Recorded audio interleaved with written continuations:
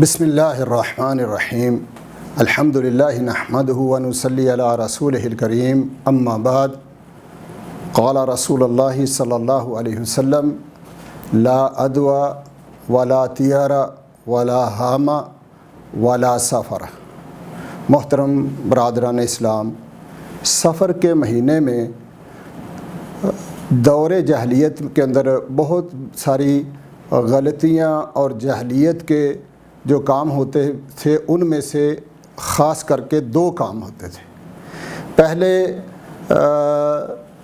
سفر کے مہینے کو ایک تو مشرک اور کافر اس کو تبدیل کر دیتے تھے، محرم کے مہینے کو سفر کا مہینہ قرار دے دینا اور سفر کے مہینے کو محرم کا قرار دے دینا، اور دوسری غلطی اس مہینے کو منحوس سمجھتے تھے اور اس لیے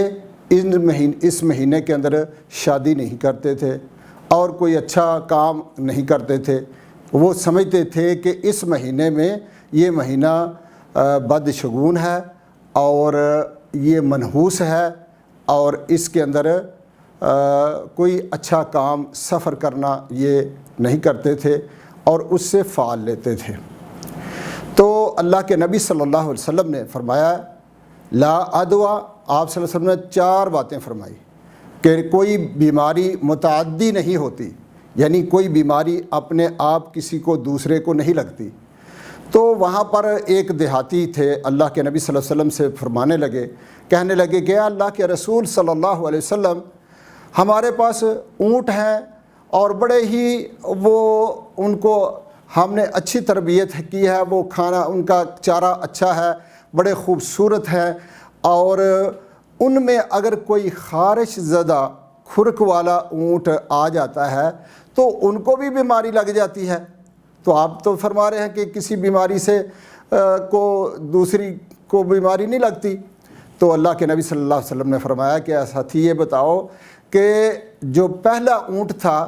اس کو خارش کس نے لگائی؟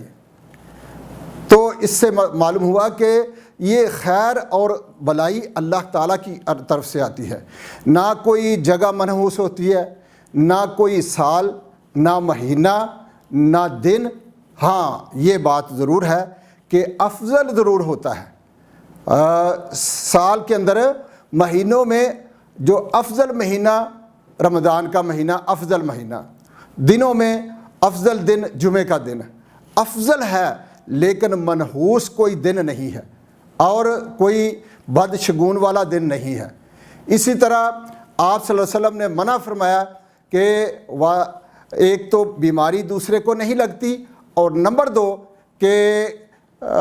ولا طیارہ، کوئی بری فعال نہیں ہوتی۔ وہ لوگ کافر اور مشرک یہ کرتے تھے، کبھی سفر جانا ہے تو اس کے لیے پہلے یا تیر مارنا یا کسی پرندے کو اڑانا اور دیکھنا کہ اگر وہ دائیں طرف جاتا ہے تو یہ خیر والا شگون ہے، اور بائیں جاتا ہے تو پھر وہ سفر نہیں کرتے تھے، وہ اچھے کام سے رک جاتے تھے۔ تو اور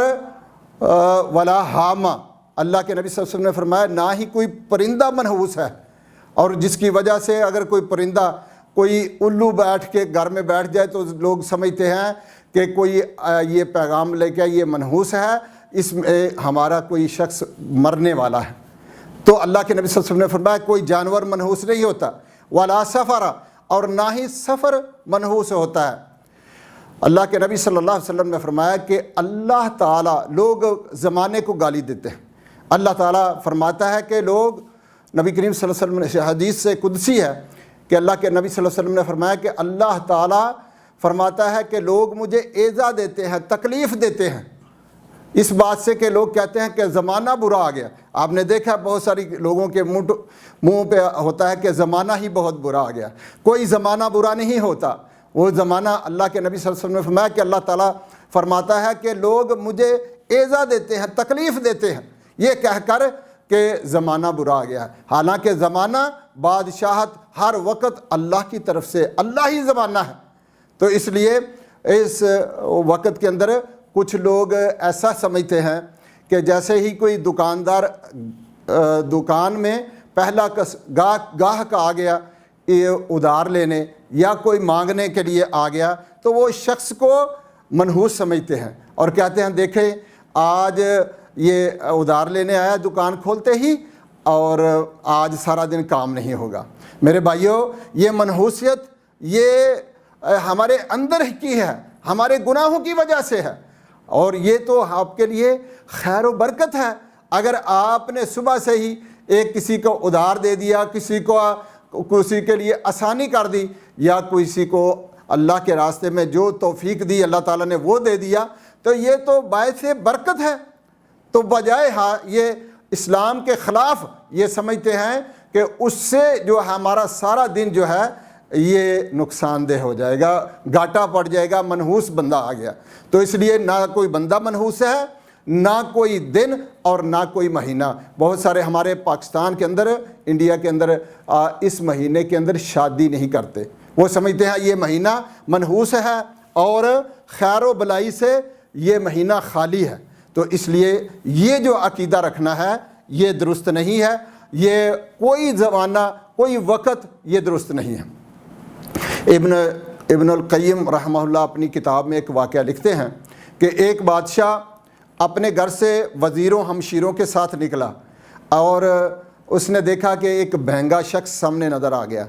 تو کہنے لگا کہ یہ تو آج کا سفر جو ہے یہ منحوس ہو گیا، میں نے بہنگے شخص کو دیکھ لیا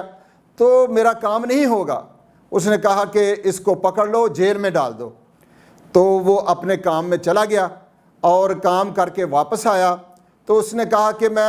اگر میرا کام صحیح ہو گیا، میں کامیاب ہو گیا، میرا سفر درست ہوا تو خیر والا شگون ہوا تو اس کو آزاد کر دوں گا، اگر میرا یہ منحوس ہوا تو پھر میں واپس آتے ہی اس کی گردن کاٹ دوں گا۔ جب وہ واپس آیا، کامیاب ہو گیا، جس کام کے لیے گیا تھا وہ کام مکمل ہو گیا، اور اس نے کہا کہ اس کو آزاد کر دو۔ تو اس شخص نے کہا کہ میں بادشاہ سے ایک بات کرنا چاہتا ہوں، ایک سوال کرنا چاہتا ہوں، مجھے اجازت دیجیے۔ انہوں نے اجازت دی۔ اس شخص نے پوچھا کہ بادشاہ مجھے جیل میں کیوں ڈالا آپ نے؟ تو اس نے کہا کہ میں نے سفر کرتے ہوئے صبح نکلتے ہوئے تجھے دیکھا تھا، اس لیے میں نے تجھے منحوس سمجھا اور میں سفر کے لیے نکلا تو میرا سفر کامیاب ہو گیا، لیکن میں اس لیے تجھے آزاد کرتا ہوں۔ تو اس شخص نے کہا کہ بادشاہ ٹھیک ہے، آپ نے مجھے دیکھا تو آپ سفر پر نکلے تو آپ کا سفر صحیح ہو گیا، اور میں آپ کے لیے منحوس نہیں رہا، لیکن میں اپنے گھر سے نکلا اور میں نے آپ کو دیکھا اور میرا دن آج جیل کے اندر گزرا ہے، تو منحوس کون ہے؟ وہ بادشاہ شرمندہ ہوا اور اس نے اس دن کے کھانے پکانے کا کچھ انتظام بھی کیا اور اس کو دیا۔ تو اس لیے کوئی شخص کوئی منحوس نہیں ہوتا، کوئی وقت منحوس نہیں ہوتا۔ اگر ایسا دل کے اندر کوئی چیز پائی جائے، اگر صحابہ نے پوچھا کہ اللہ کے نبی صلی اللہ علیہ وسلم یہ جہالت کے دور کے اندر یہ خوف آتا ہے کہ کوئی کام کریں گے، شادی کریں گے یا بچی کو رخصت کریں گے تو شاید نقصان ہوگا، یہ شرک بھی ہے۔ یہ کیوں اللہ تعالیٰ سے ڈرنا چاہیے، اور اللہ کے بجائے ہم کسی مخلوق سے ڈر رہے ہیں، یا بلی راستہ کاٹ جائے تو اس سے ڈر رہے ہیں، ہم سفر نہیں کرتے کہ کالی بلی نے راستہ کاٹ لیا، تو یہ شرک ہو جاتا ہے۔ تو شرک کو اللہ تعالیٰ معاف نہیں کرتا۔ تو صحابہ نے سوال کیا کہ اللہ کے رسول صلی اللہ علیہ وسلم، اگر ہمارے دل کے اندر یہ کوئی بات پرانی جو جاگ جاتی ہے، آ ہی جاتی ہے، تو اس کا کفارہ کیا ہے؟ اس سے نجات کیسے ہے؟ اس سے ہم کیسے بچ سکتے ہیں؟ تو اللہ کے نبی صلی اللہ علیہ وسلم نے 2 کام بتائے۔ پہلی بات کہ اس کام کو جو کرنے جا رہے ہیں، اگر دل میں یہ ایسی بات آئے تو اس کام سے جس سے رکے تھے رکنا نہیں ہے، اس کو کر گزرے۔ اور دوسری بات یہ ہے کہ یہ دعا کریں اللہم لا طیر الا طیرک ولا خیر الا خیرک ولا الہ غیرک، کہ اللہ کوئی فعال اچھی بری نہیں، ساری فعالیں تیری طرف سے، سب صحیح فعالیں ہیں، فعال جو ہیں تیری طرف سے ہیں، اور ہر خیر تیری طرف سے ہے، تیرے سوا کوئی خیر نہیں دے سکتا۔ اور لا الہ الا اللہ، لا الہ ولا الہ غیرک، اور اللہ تعالیٰ کے سوا کوئی بغیر جو ہے اللہ کے سوا عبادت کے لائق نہیں ہے۔ اس لیے اللہ تعالیٰ سے دعا ہے کہ اللہ تعالیٰ ہمیں جو لوگ اللہ کے نبی صلی اللہ علیہ وسلم نے فرمایا کہ میری امت میں 70,000 لوگ بغیر حساب کتاب جنت میں داخل ہوں گے، تو صحابہ نے پوچھا، اندازہ لگا رہے تھے کہ یہ جو جنہوں نے پہلے کلمہ پڑھ لیا وہ ہوں گے، یا اندازہ لگا رہے تھے، تو نبی کریم صلی اللہ علیہ وسلم نے آئے اور آپ نے پوچھا کہ آپ لوگ کیا بتا رہے ہیں؟ تو انہوں نے کہا کہ ہم اندازہ لگا رہے تھے کہ جو پہلے لوگ اسلام لے آئے ہیں شاید وہ لوگ ہوں گے۔ تو اللہ کے نبی صلی اللہ علیہ وسلم نے فرمایا یہ 70,000 لوگ وہ ہوں گے جو اپنے رب پر توکل کرتے ہیں اور نہ ہی یہ دم کرواتے ہیں، نہ ہی فال نکالتے ہیں، اور نہ ہی کسی چیز کو منحوس سمجھتے ہیں۔ تو یہ ایسے لوگ وَعَلَىٰ رَبِّهِمْ يَتَوَكَّلُونَ، یہ اپنے رب پر بھروسہ کرتے ہیں۔ یہ خود کسی کو نہیں کہتے مجھے دم کرو، اگر کوئی کر دے تو کوئی بات نہیں، لیکن خود نہ کسی سے دم کرواتے ہیں، نہ کسی چیز کو منحوس سمجھتے ہیں، اور یہ اپنے رب پر توکل کرتے ہیں۔ اللہ تعالیٰ سے دعا ہے کہ اللہ تعالیٰ ہمیں عمل کی توفیق عطا فرمائے، قرآن و سنت پر چلنے کی توفیق عطا فرمائے۔ سبحان ربک رب العزت عما یصفون وسلام علی المرسلین والحمد للہ رب العالمین۔